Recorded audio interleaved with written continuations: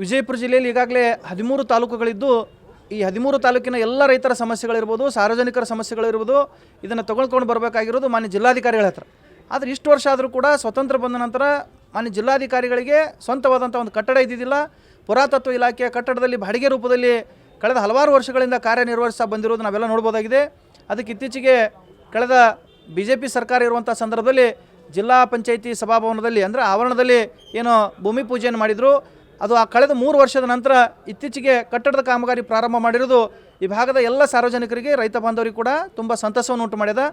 ಆದಷ್ಟು ಬೇಗನೆ ಈ ಒಂದು ಕಟ್ಟಡವನ್ನು ಅಚ್ಚುಕಟ್ಟಾಗಿ ಯಾವುದೇ ಕಳಪೆ ಇಲ್ಲದೆ ಒಂದು ಭಾಳ ಬಹುದೀರ್ಘವಾಗಿ ಬಾಳುವಂಥದ್ದು ಕ್ವಾಲಿಟಿ ಯುಕ್ತವಾದಂಥ ಒಂದು ಜಿಲ್ಲಾಡಳಿತ ಭವನವನ್ನು ಕಟ್ಟಬೇಕು. ಒಂದು ವೇಳೆ ಕಳಪೆ ಆಯ್ತಪ್ಪ ಅಂತಂದ್ರೆ ನಾವು ಮತ್ತೆ ಉಗ್ರವಾದಂಥ ಒಂದು ಹೋರಾಟ ಮಾಡಬೇಕಾಗ್ತದೆ. ಯಾಕಂತಂದ್ರೆ ಜಿಲ್ಲಾಡಳಿತಕ್ಕೆ ಮತ್ತು ಎಲ್ಲ ಹೋರಾಟಗಾರರಿಗೆ ಭಾಳ ಅವಿನಾಭಾವ ಸಂಬಂಧ ಇರೋದ್ರಿಂದ ಆದಷ್ಟು ಬೇಗನೆ ಈ ಒಂದು ಜಿಲ್ಲಾಡಳಿತದ ಭವನವನ್ನು ಅಚ್ಚುಕಟ್ಟಾಗಿ ನಿರ್ಮಾಣ ಮಾಡಿ ಯಾವುದೇ ವಿಳಂಬ ಮಾಡಲಾರದೆ ಇದಕ್ಕೊಂದು ಉದ್ಘಾಟನೆ ಭಾಗ್ಯ ಕಾಣಿಸ್ಬೇಕಂತೇಳಿ ಈ ಸಂದರ್ಭದಲ್ಲಿ ಎಲ್ಲ ಜಿಲ್ಲಾಡಳಿತ ಹಾಗೂ ರಾಜ್ಯ ಸರ್ಕಾರದಲ್ಲಿ ನಾನು ವಿನಂತಿ ಮಾಡ್ಕೊತೀನಿ.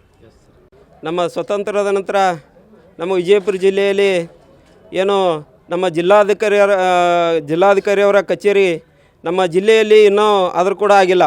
ಮತ್ತು ನಮ್ಮ ಜಿಲ್ಲೆಗೆ ಯಾಕಾಗಿಲ್ಲ, ಮತ್ತು ಅದೇ ಬಾಡಿಗೆಯಲ್ಲಿ ಮಗದೊಂದು ಎಲ್ಲ ಆಫೀಸ್ಗಳು ಒಂದೇ ಜಿಲ್ಲೆಯಲ್ಲಿ ನಮ್ಮ ಜಿಲ್ಲೆಯಲ್ಲಿ ಎಲ್ಲ ಕಚೇರಿಗಳು ಒಂದೇ ಕಡೆ ಆಗಬೇಕಂತೇಳಿ ನಾನು ಯಾವುದೇ ಕಳಪೆ ಆಗದೇ ನಮ್ಮ ಜಿಲ್ಲೆಯಲ್ಲಿ ಜಿಲ್ಲಾಡಳಿತ ಕಚೇರಿ ಆಗಬೇಕಂತೇಳಿ ಈ ಮೂಲಕ ವಿನಂತಿಸ್ಕೊಳ್ತೇನೆ.